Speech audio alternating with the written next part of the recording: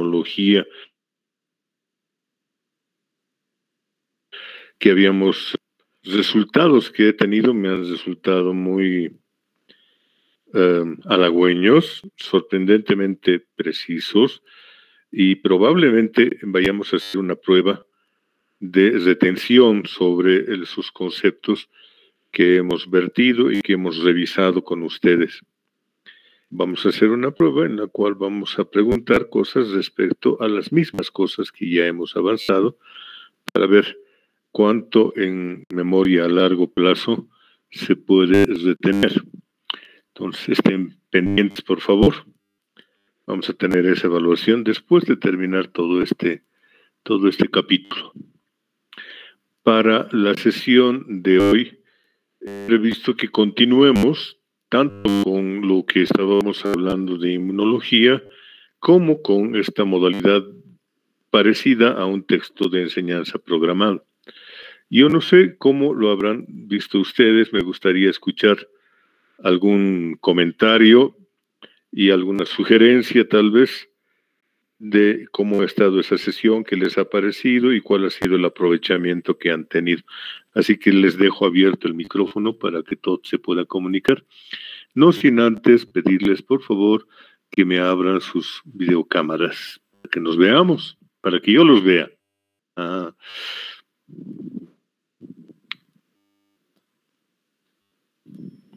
Gracias. Welcome.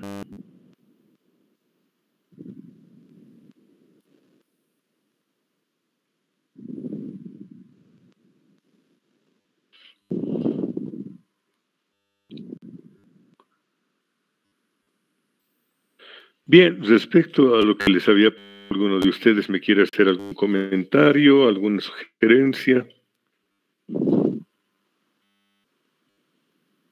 Bueno, doctor, a mi parecer, no sé si la de los compañeros, me parece una modalidad mucho más simple, una explicación, se podría decir básica, pero fácil de aprenderla, y creo que la mayoría se nos quedó. Y eso, doctor, bueno, no sé qué más. Muy bien, de acuerdo. Quisiera escuchar otras voces más.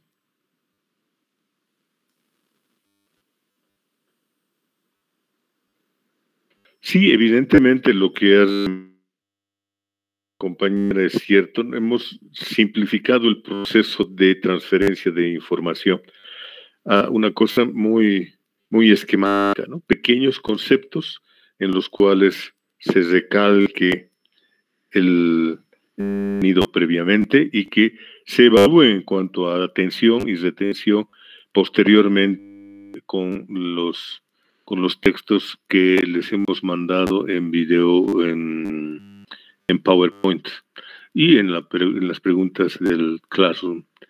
Y yo creo que esa es una modalidad interesante. Si bien la pudiéramos mejorar, dependerá del grado de aceptación que ustedes tengan. Así que por eso es que me estoy permitiendo pedirles sus ideas de qué es lo que piensan de eso.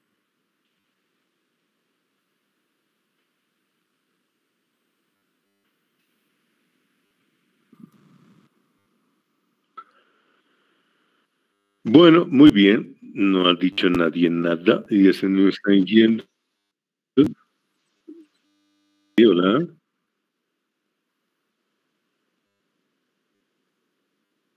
Uno por uno, por favor, no me vengan el tumulto.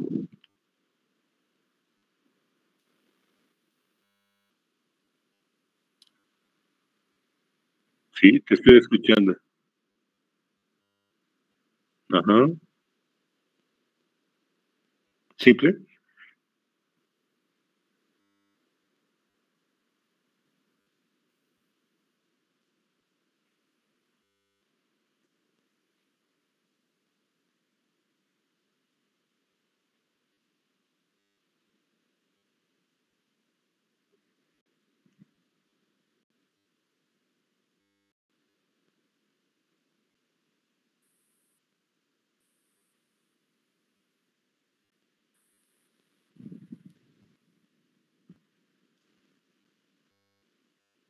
Muy bien. listo. Creo que eso es todo. He estado escuchando ruido de fondo, por favor. Todo lo que tengan que sea ruido que nos pueda distraer o perjudicar en el medio de esto, elimínenlo, por favor, les sugiero. Les pido. Bien, a continuación voy a empezar a transmitir. Este será el último que vayamos a recibir. Vamos a empezar a proyectar la continuación de lo que habíamos estado revisando.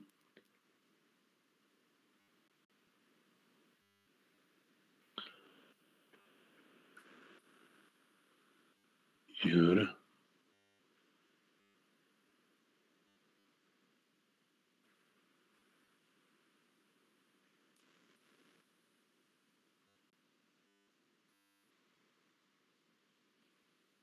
Ok, están viendo ustedes, todos tienen en sus pantallas estos textos. Sí, doctor, se mira. Sí, doctor, se puede. Sí, doctor. Sí, doctor. Sí, doctor, se ve. Muy bien. La Sí, anterior doctor. vez hemos visto la inmunidad desde un punto de vista más de reacciones inmunitarias y generalidad sobre esas reacciones inmunitarias, viendo los diferentes sistemas que tienen, etc.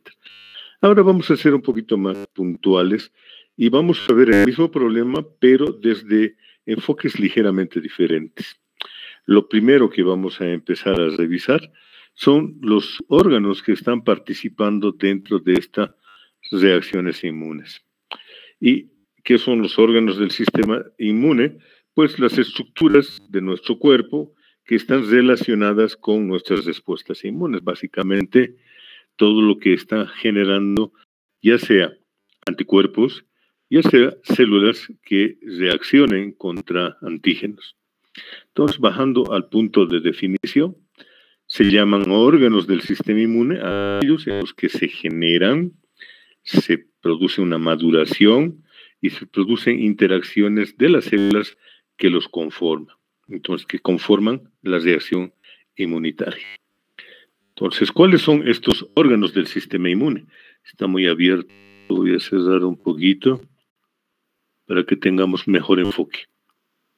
Los órganos del sistema inmune se van a dividir en primarios, secundarios y hasta terciarios, sabiendo ustedes que lo fundamental que es que conozcamos claramente los primarios y los secundarios.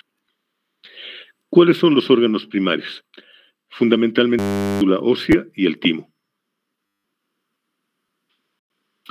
Entonces esos dos son los que están en el substrato de nuestras reacciones inmunitarias, a los que se va a añadir una serie de otras estructuras conocidas con el nombre de órganos secundarios. ¿Cuáles son esos?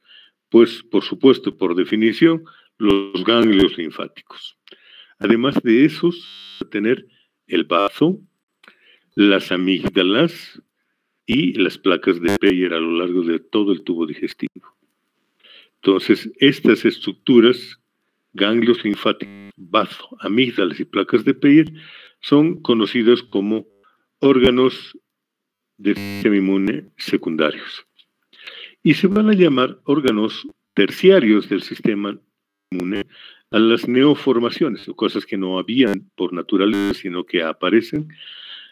Neoformaciones de acúmulos generalmente linfocitarios que se van a generar en procesos infecciosos crónicos y en las afecciones autoinmunitarias. Entonces, fíjense que estos órganos terciarios aparecen, se superponen a las estructuras primarias y secundarias bajo ciertas condiciones. ¿Cuáles? Cuando estamos en presencia de procesos infecciosos, pero no cualquier proceso infeccioso. Los procesos infecciosos crónicos, aquellos que nuestro organismo no puede vencer de entrada. Y todo lo que es la reacción autoinmunitaria, todo lo que es entonces la reacción de ataque a nuestro propio organismo. Vamos hablando algunas palabritas de estos órganos primarios. Uno de los órganos primarios es el timo, que se va a encargar de procesar a los linfocitos. Y va a hacer que los linfocitos preprocesados, pasados por el timo, adquieran apellido. Les va a dar entonces apellido. Los vamos a llamar linfocitos T. ¿Por qué T? Porque se han hecho timodependientes. ¿De acuerdo? Por eso son conocidos como linfocitos T. Los que adquieren una capacidad de reacción frente a antígenos específicos diversos. Eso es lo que hace el timo básicamente. Cuando llegan los linfocitos que han salido de la médula ósea y colonizan el timo, en este órgano se va a producir una premaduración, digamos, de estos linfocitos que les va a dar las habilidades de reaccionar frente a antígenos específicos. En conjunto, los linfocitos T preprocesados son reactivos frente a muchos miles de antígenos diferentes. Al final, estos linfocitos abandonan el timo y se alojan en todo el tejido linfático. Entonces, fundamentalmente en los ganglios linfáticos, aun cuando no solamente en los ganglios, también los vamos a ver en las amígdalas, en las placas de Peyer, eventualmente en el vaso, en los órganos secundarios. Aparte de los linfocitos T, se están habilitando, capacitando en el timo. Hay otros linfocitos conocidos como los linfocitos B que se van a preprocesar en el hígado. ¿Ok? Y no solamente en el hígado, también en la médula ósea, donde adquieren la capacidad de formar muchos millones de tipos de anticuerpos con diferentes reactividades específicas. Fíjense ustedes, entonces, a diferencia de los linfocitos T, que adquieren habilidades en estas células, los linfocitos B, cuando llegan a la médula, adquieren la capacidad de formar anticuerpos. ¿Ok? Eso es lo fundamental y la fundamental diferencia entre los unos y otros. Estos anticuerpos, ¿qué son? Son reactantes específicos para antígenos diferentes también. Al final del proceso, estos linfocitos B migran igual que los linfocitos cerca, pero no revueltos con los linfocitos T. Entonces, cuando hacemos un corte en un ganglio linfático, vamos a encontrar en la periferia una serie de nódulos linfáticos. Ustedes conocen por histología, y en estos nódulos linfáticos vamos a ver familias de linfocitos T o de linfocitos B, a veces muy cerca de los unos de los otros, pero no en el mismo lugar. Entonces, no están revueltos.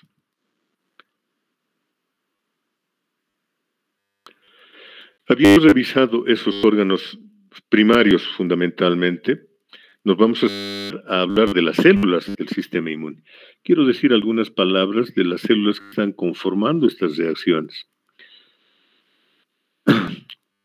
Lo básico es destacar algo que ya habíamos dicho al principio. Todas las células del sistema inmune se van a originar en la médula ósea. Allá nacen todas las líneas de células que reaccionan en el sistema inmune. De las células madres o célula hematopoyética pluripotencial. Ténganla en mente esta célula, por favor. Célula hematopoyética pluripotencial. A menudo es parte de las preguntas de los exámenes teóricos. De estas células se van a originar dos líneas celulares, mieloide y la linfoide. Entonces, la línea mieloide va a dar origen a todas las células granulares que nosotros conocemos. Entonces, estamos hablando de los neutrófilos, los eosinófilos, los basófilos, pero también son células mieloides los monocitos, aun cuando no tienen gran cantidad de granulaciones. También tenemos a los mastocitos y una célula de la que ustedes, estoy seguro, han oído hablar muy poco, son las células dendríticas. Estas células han ido tomando más relevancia en los últimos tiempos y se ha visto que tienen un rol importante en las interacciones con los otros tipos celulares. Ya lo veremos probablemente un poco más adelante. Entonces, las células de la línea mieloide son los neutrófilos, los eosinófilos, los basófilos, los monocitos, las células dendríticas y los mastocitos. ¿Ok? Claro. Hay un pequeño remarque de los monocitos. Cuando estos maduren, cuando lleguen a los tejidos, se van a formar los macrófagos. Pero no son directamente generados por las células de la línea mieloide. Son células que desarrollan posteriormente cuando estos monocitos llegan a los tejidos, como ustedes recordarán. ¿Qué hacen los neutrófilos y los macrófagos? Pues estas son células de ataque. Atacan y destruyen bacterias, virus, cuerpos extraños, parásitos y de todo un poco. Aquel que se deja, se lo come. Y son parte de las células que reaccionan contra cualquier partícula extraña, que lo que llamamos inmunidad innata. Los neutrófilos son células maduras que ya pueden actuar tanto en sangre circulante, ni bien salen de la médula, ya están listas para actuar. Por el contrario, los macrófagos, como habíamos estado comentando, derivan de los monocitos y deben llegar a los tejidos para recién madurar y adquirir capacidad fagocitaria. Esos monocitos que adquieren habilidad o capacidad fagocitaria en los tejidos los llamamos macrófagos libres. No tienen ninguna atadura. Al entrar a los tejidos, los monocitos pueden bien transformarse pueden permanecer como células inactivas por meses o años hasta que son requeridos. Esos son los macrófagos fijos, células entonces que no están maduras, se han quedado ahí quietecitas esperando que haya un estímulo para que ellos vayan a madurar. Entonces reconocemos dos tipos de macrófagos derivados ambos de los monocitos, los libres, los que están maduros y prontos para reaccionar, y los que han quedado quiescentes, inmaduros, y que van a reaccionar recién cuando haya requerimientos tisulares. ¿Está claro ese punto? Sí. Ok, mueva la cabeza por favor, así los puedo ver. Tanto los unos como los otros, los macrófagos libres o los macrófagos fijos, cuando se activan, aumentan de tamaño, se hacen enormes y hasta los podríamos ver a simple vista. Los neutrófilos y los monocitos abandonan el torrente sanguíneo por diapedesis. Se llama quimiotaxia la migración de los leucocitos y de los macrófagos hacia los sitios de infección o lesión atraídos por un gradiente de concentración química. Y estos son conceptos básicos que es mejor repetirlos, así los tenemos bien procesados. La fagocitosis se inicia por la unión del complejo antígeno, moléculas de complemento, con los receptores de membrana del macrófago. Fíjense que aquí estamos hablando de 3 componentes que van a reaccionar antes que se produzca el proceso de fagocitosis. Los anticuerpos que están pegados a las moléculas del complemento y cuando esto ocurre adquieren capacidad agresiva sobre los antígenos. Estos complejos de anticuerpo con moléculas del complemento pegan a los receptores de membrana del macrófago, es cuando se produce la activación del macrófago para que empiece a devorar, para que tenga una fagocitosis. Este proceso en su conjunto recibe el nombre de opsonización. Entonces se opsonizan las moléculas antigénicas y los macrófagos o los neutrófilos empiezan a comérselas, empiezan a devorarlas. La vesícula digestiva del neutrófilo y del macrófago es el resultado de la unión de la vesícula fagocitaria con los gránulos lisosomales, llenos de enzimas proteolíticas.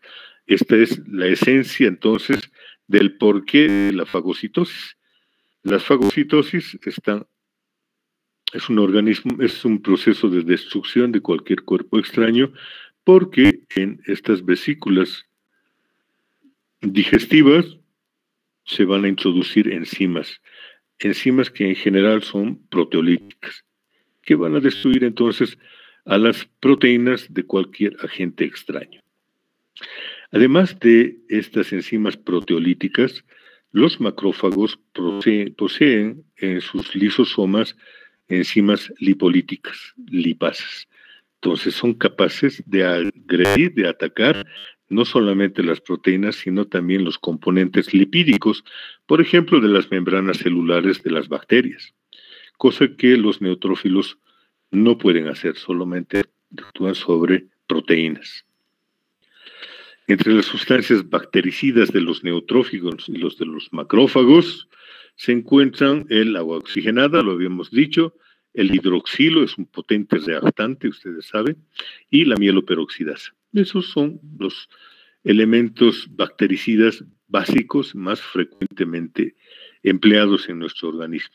Agua oxigenada, hidroxilo y mieloperoxidasa.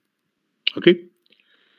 Se llama el sistema retículo endotelial a la cantidad total de monocitos, macrófagos, móviles y fijos, y células endoteliales localizadas ya sea en la médula ósea, ya sea en los ganglios linfáticos, pero también en el vaso y en todos los lugares donde se produzca destrucción de ya sea antígenos y probablemente también destrucción de las propias células que sean viejas o que ya estén degenerando, por ejemplo los glóbulos rojos. Entonces, sistema retículo endotelial. Cuando hay una infección local de la piel y tejido subcutáneo, los macrófagos fijos pueden dividirse in situ para atacar y destruir los microorganismos, y estos macrófagos que están reproduciéndose periféricamente se los llama histiocitos. Hasta ahí habíamos hecho una revisión breve la anterior vez, ahora hemos hecho más hincapié. Vamos a directamente pasarnos a hablar a las células linfoides. Hemos hablado algo de las células mieloides, hablemos de las células linfoides, son el tema de hoy. De las células precursoras hematopoyéticas pluripotenciales, las madres de todas las células de la sangre, se forman las células progenitoras linfoides comunes. Células progenitoras linfoides comunes, que dan origen a todas las células de la línea linfoide. Dentro de esta línea linfoide se reconocen tres grandes líneas, tres grandes sublíneas. Los linfocitos T colaboradores, los linfocitos citotóxicos y los linfocitos supresores. Entonces, tres grandes líneas, colaboradores, citotóxicos y supresores. Cada uno de estos tiene sus propias variedades y modalidades diferentes, pero lo importante es reconocer esas tres grandes líneas de linfocitos. La línea linfoide da origen a las células asesinas naturales, los linfocitos NK, por natural killer, o linfocitos T citotóxicos, que atacan a los microorganismos y a las células infectadas por virus o a las células que estuvieran alteradas o en proceso de degeneración. A todo aquello que reconocen como extraño, lo atacan y lo destruyen. Entonces, células asesinas naturales porque son células que van a destruir directamente a cualquier agente bacteriano y cualquier agente microorganismo pequeño y que sea susceptible de ser destruido o perforado. Estos linfocitos NK son muy importantes en la inmunidad innata, actúan de inmediato y atacan a células que han sido invadidas por microorganismos. Esto es lo interesante. Cuando una célula cualquiera de un epitelio, por ejemplo, es invadida por virus, se hacen susceptibles a ser atacadas por las células linfocitos citotóxicos o las células killer. También son las células que han sufrido una transformación maligna atacadas por estos linfocitos T citotóxicos.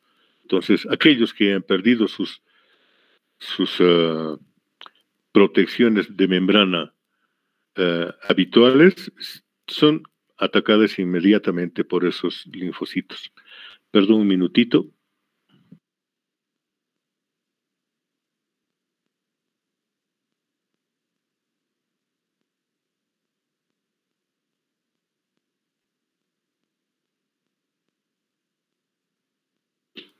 Hola, henos aquí de vuelta.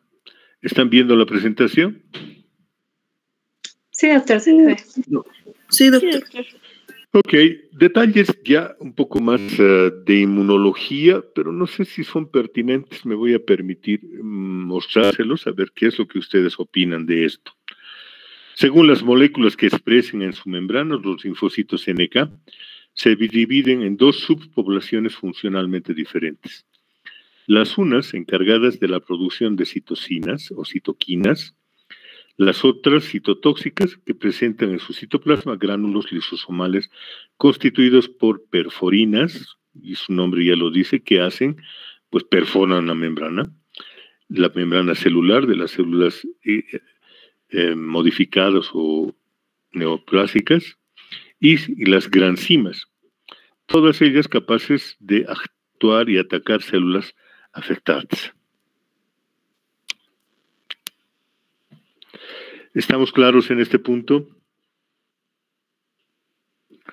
Por favor, movimientos de la cabeza para que yo los pueda ver. Ya, de acuerdo.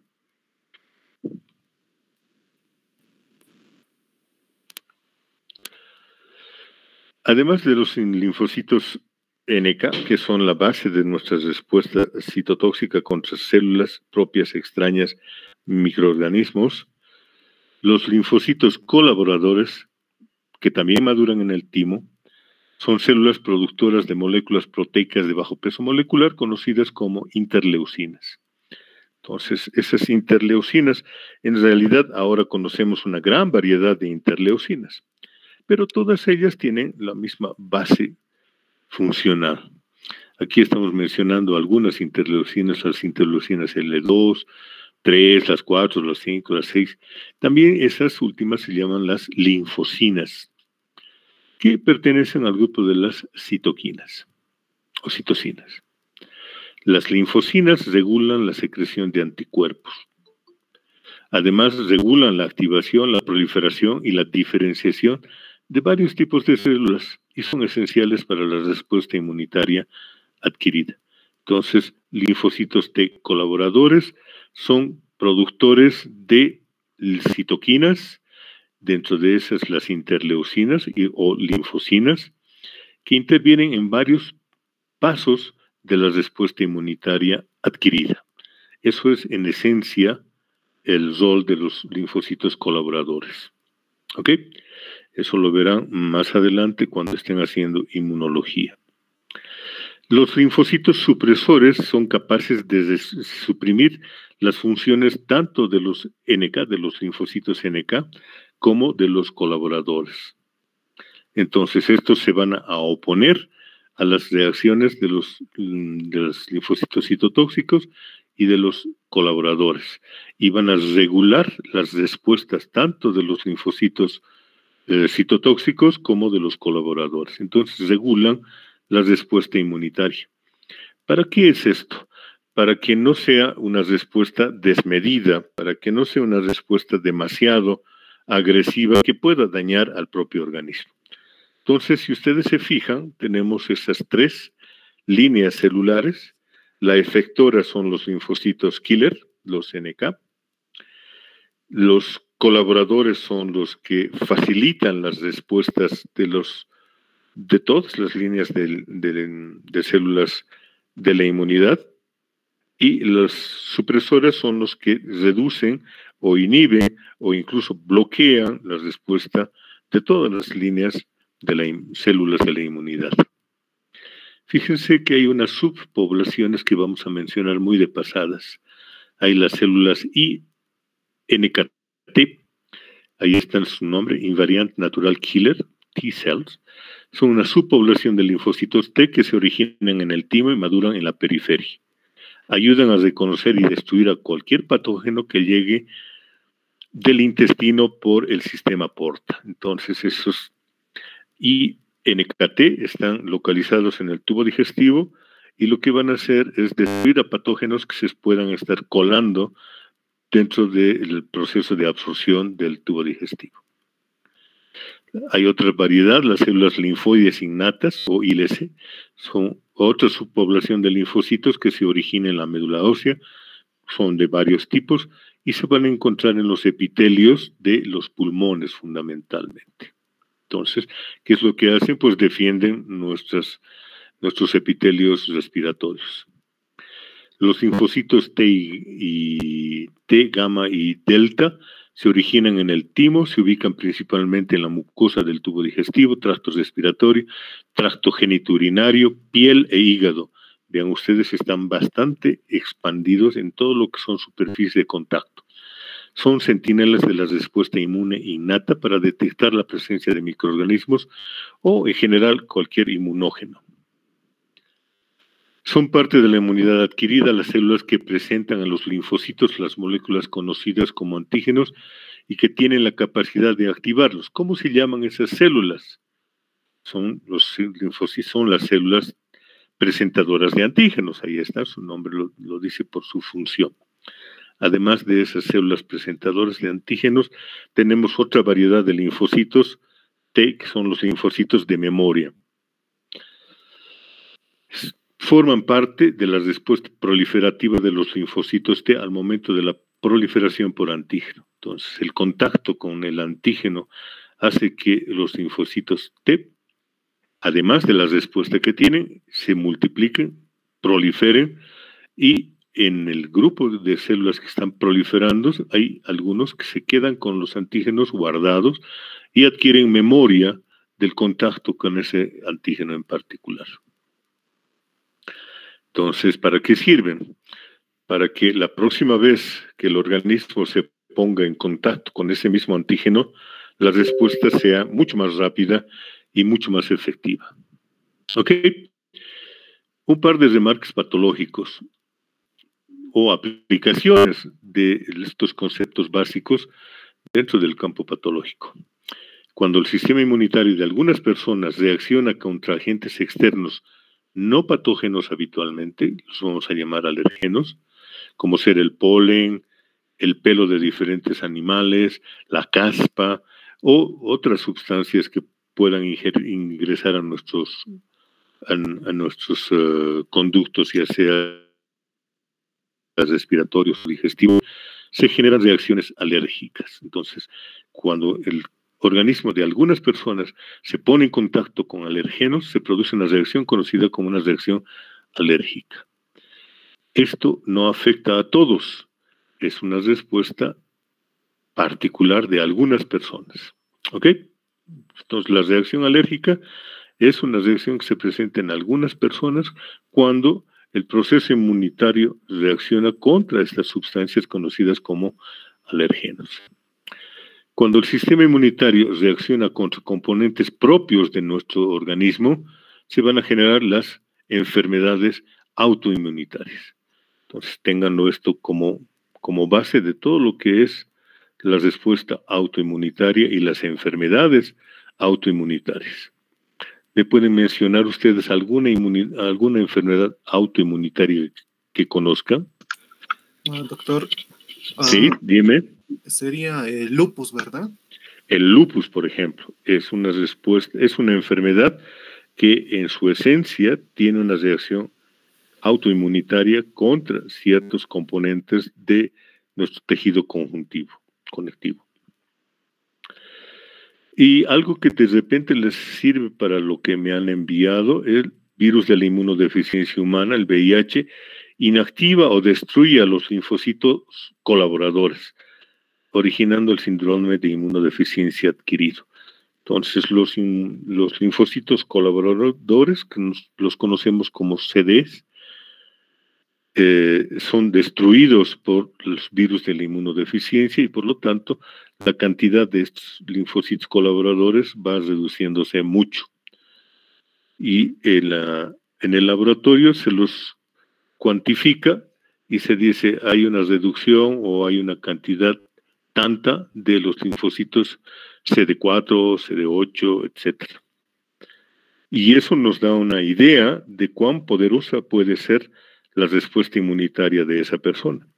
Cuando baja la cantidad de células colaboradoras, los CDs, entonces la respuesta inmunitaria se va paralizando.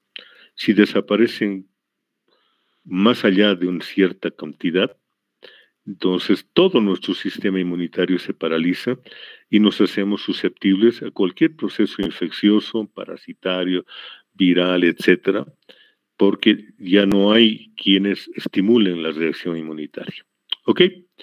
Eso era lo que quería remarcarles en esta charla y estoy listo para escuchar sus sugerencias. Buenas noches.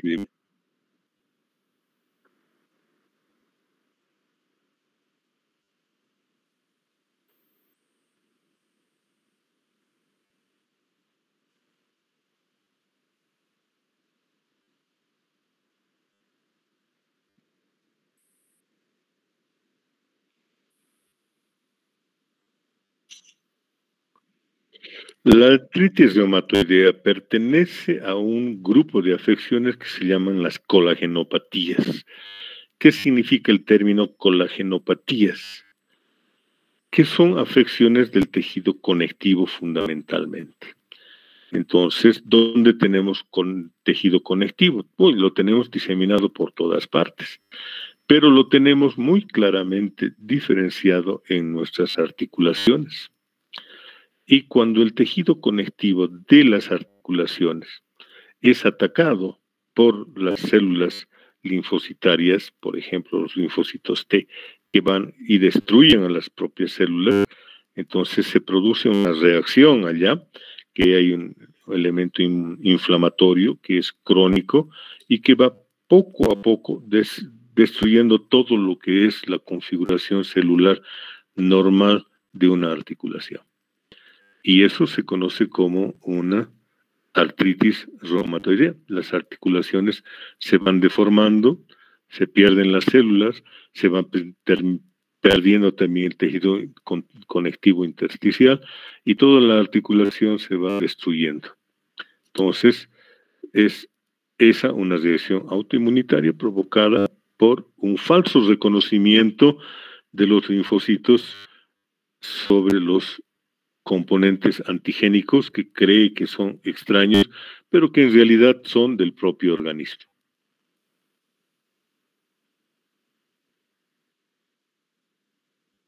¿Listo? ¿Alguien más? Sí, doctor, buenas noches. Una consulta con respecto a la fiebre de heno y esa rinitis alérgica. O sea, mi hermana creo que tiene, y al tratar con antihistamínicos estaría bien, o sea, sí está bien, pero después vuelve y aparte en Sprite con corticoides más usaba, entonces no sé qué tratamiento más se puede hacer definitivo para que no ocurra esta hipersensibilidad con respecto a esta. Sonamos, se transformó en una cita médica. Vamos a tener que hacer un tratamientito para tu hermana. No, mira, vamos a hablar en general nada más. Esta es una reacción alérgica, ¿ok? Entonces, algunas sustancias son reconocidas como extrañas cuando se ponen en contacto con nuestras mucosas y generan una respuesta inmunológica. Eso es básicamente la alergia, ¿ok? Es una respuesta mediada por anticuerpos fundamentalmente contra algunos componentes que están en las membranas mucosas y provocan una respuesta inflamatoria. Para bloquear la respuesta inflamatoria se utilizan ya sea los corticoides, que sabemos que son poderosos antiinflamatorios y que actúan en diferentes fases del proceso inflamatorio, y son los que habitualmente bloquean toda la respuesta inflamatoria y permiten que una persona que está con esa fiebre del heno pueda respirar normalmente, porque es una situación delicada. Una persona que tiene esa afección, pues tiene sus mucosas respiratorias inflamadas, tiene problemas para respirar, está con secreciones muy dolorosas y muy molestosas en las narices y en la garganta. Entonces, los corticoides son los que pueden impedir que se produzca una reacción inflamatoria de ese tipo. Cuando la reacción inflamatoria no es tan severa, podemos utilizar los antihistamínicos, que van a bloquear a la histamina que es liberada por las células cebadas o por los basófilos, y evitar que el proceso inmunitario, el proceso inflamatorio continúe. Ese es el rol, ese es el motivo por el cual se utilizan los antihistamínicos. Cuando no es, repito, cuando no hay un proceso inflamatorio muy severo, podemos usar antihistamínicos. Disminuyen la reacción inflamatoria.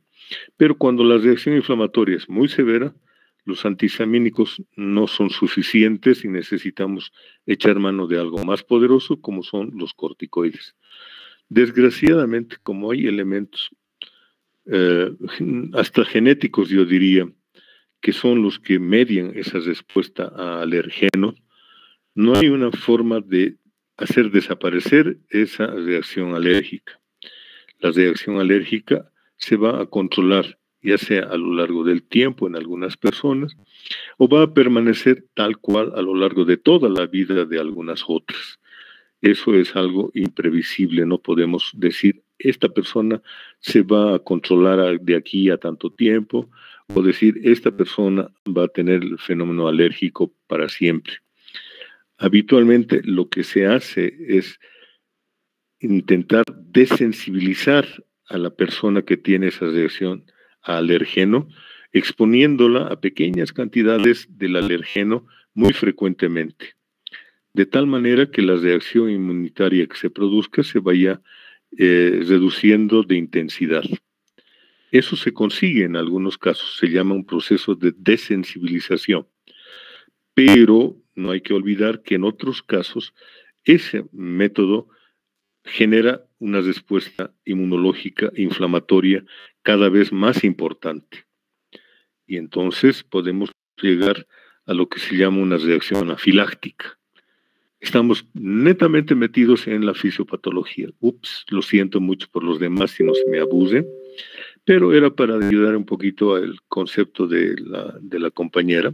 Entonces hay que tener cuidado cuando queremos hacer desensibilización a algún alergeno, de no generar más bien una reacción más exacerbada que pueda terminar en una reacción anafiláctica que es muy grave. ¿Ok?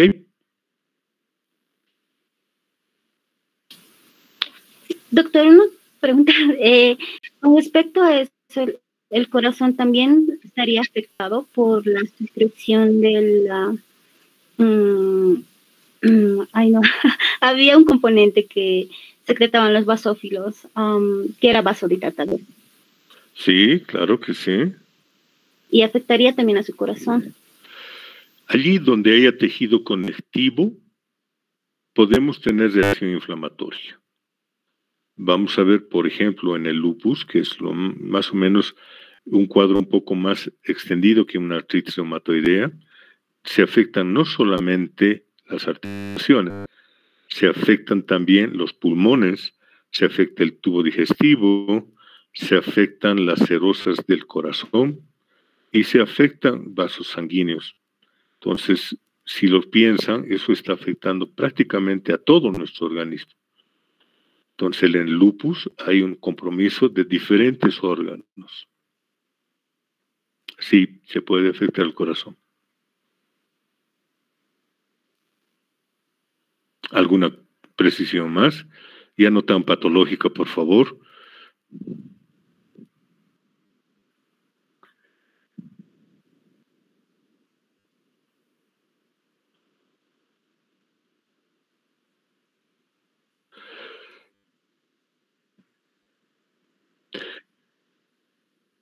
Bien. El proceso de opsonización se va a producir allá donde se encuentre un macrófago en presencia de anticuerpo y complemento ligados, y ese complejo se una a sus receptores.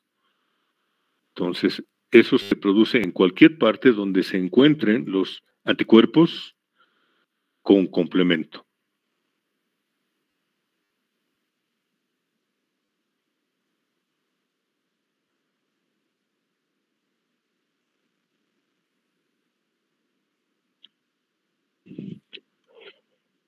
Habitualmente es el complemento C3.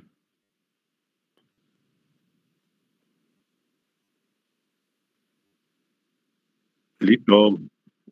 Muy bien, muchachos. Ahora pasaremos a hacerles algunas preguntas.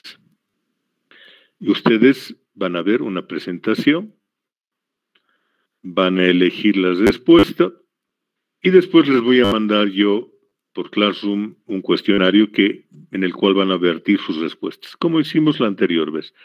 ¿Está claro eso? Sí.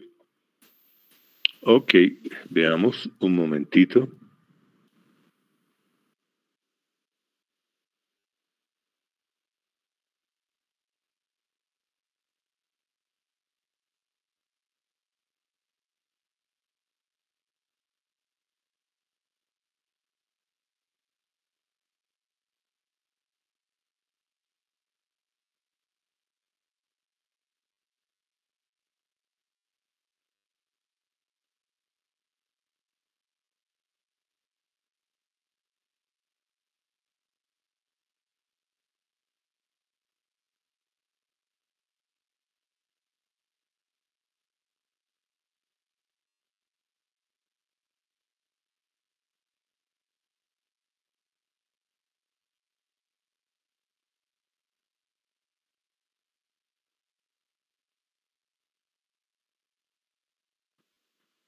Hola.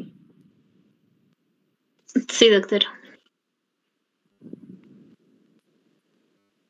¿Están viendo la presentación? Sí se ve, doctor. Sí se ve. Ahora, lo que están viendo es solamente la presentación de PowerPoint o están viendo una mezcla de pantallas. Me resulta muy importante. Solo la presentación en PowerPoint. Solo la presentación. Ya, no se ve la mezcla de pantallas, entonces, porque yo acá en mi computadora tengo una mezcla de varias pantallas y no estoy seguro si ustedes ven solo la presentación o esa mezcla. ¿Solo la presentación? Solo la presentación, doctor. Solo la presentación, doctor. Ok, excelente. Entonces, vamos a seguir haciendo esto. Esos conceptos que habíamos mencionado, lo haremos muy rápido. Los órganos del sistema inmune se dividen en primarios, secundarios y terciarios. Los primarios son uno de estos y el timo. Los secundarios son los ganglios linfáticos, el bazo, las amígdalas y las placas de Peyer. ¿Ok? Vamos con la siguiente. El concepto número 2 del que hemos hablado ya, los órganos linfoides terciarios son las neoformaciones de acúmulos linfocitarios que se generan en una de estas y en las afecciones autoinmunes. ¿Ya lo tienen? Vamos al siguiente. El concepto número 3. Los linfocitos preprocesados en determinado lugar son reactivos frente a muchos miles de algo diferentes. Fíjense, entonces acá hay dos respuestas dentro de estas opciones y ustedes deberán escoger ambas. Esta es una respuesta, perdón, este es un concepto o una pregunta, si ustedes quieren verlo, que vale doble. Vamos al concepto número 4. Al final de su proceso de maduración, los linfocitos T se alojan, ya sea en el hígado, en los tejidos blandos, en el tejido linfático, en el sistema reticular endotelial. Ustedes escojan, hay para todo gusto.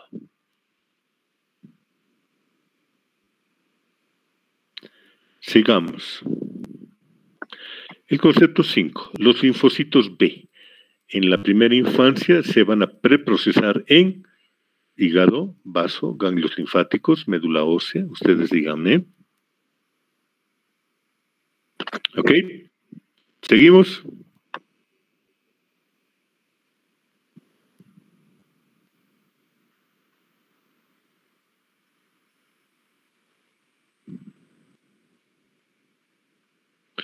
Mueva la cabeza, por favor.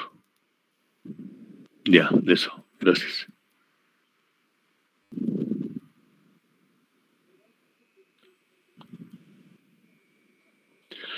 Concepto 6. La línea mieloide, originada de la célula hematopoyética pluripotencial, da origen a los neutrófilos, a los monocitos, a otra variedad de células, a los eosinófilos, a los basófilos y a los mastocitos. ¿Cuál de esas opciones que estamos presentando aquí es la que ustedes escogerían? Ahí está.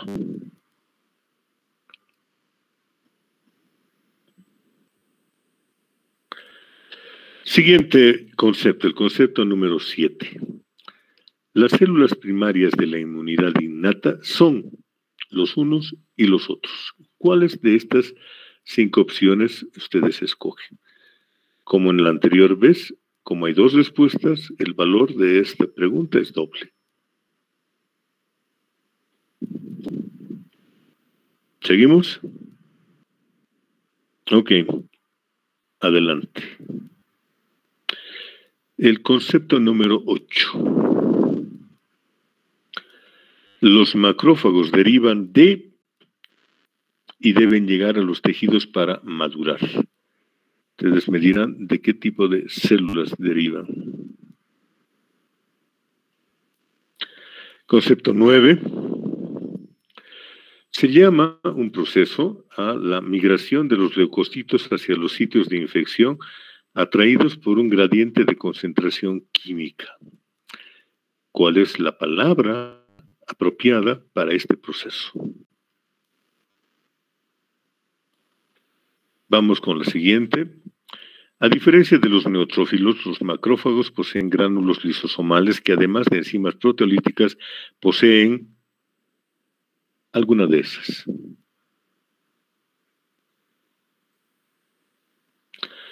El concepto número 11. Todas las células de la línea linfoide se originan de las células, ustedes busquen, residentes en la médula ósea.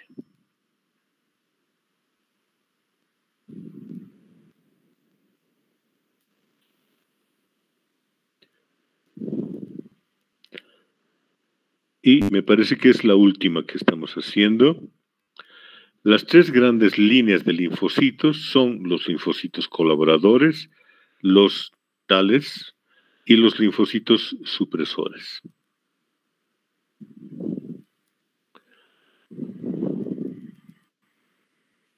Sí, con eso hemos terminado nuestra presentación.